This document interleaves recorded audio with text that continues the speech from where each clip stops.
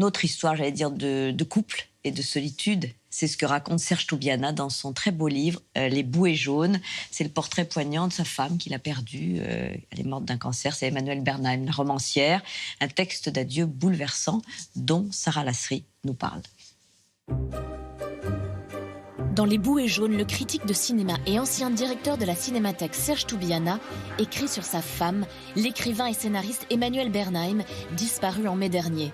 Dans un récit intime, sobre et bouleversant, il raconte la vie de celle avec qui il a partagé 28 années, un portrait de femme vivifiant, inspirant, une histoire d'amour lumineuse.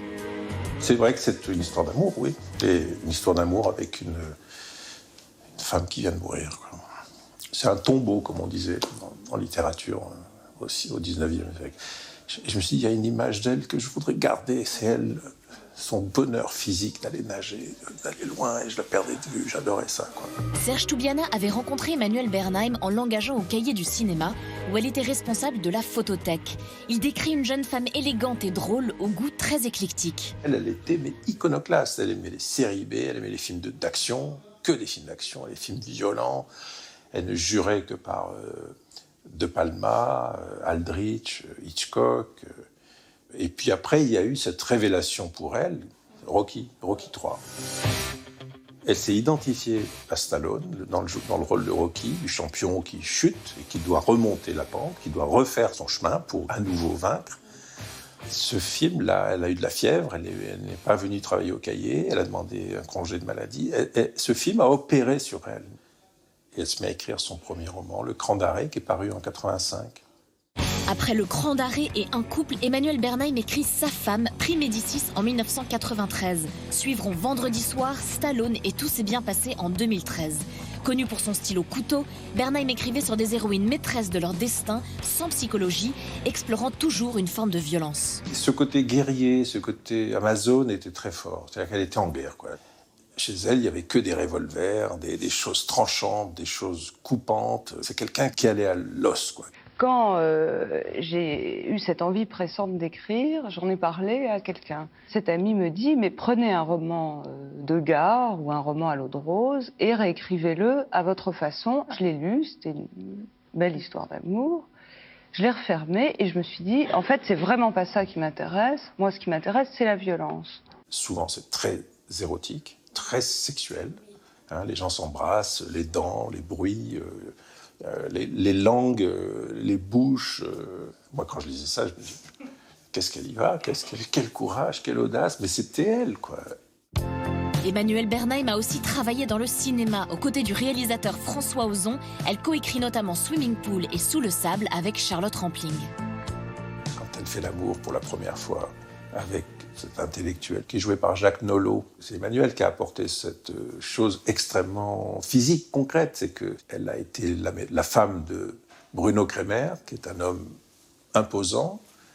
Si elle fait l'amour avec Jacques Nolot, il ne fait pas le poids, quoi.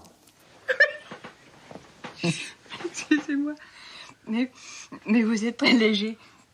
Et c'est vrai qu'Emmanuelle avait cette façon d'oser prendre les choses à rebours pour justement éviter les clichés, éviter les temps morts, éviter les poncifs, quoi.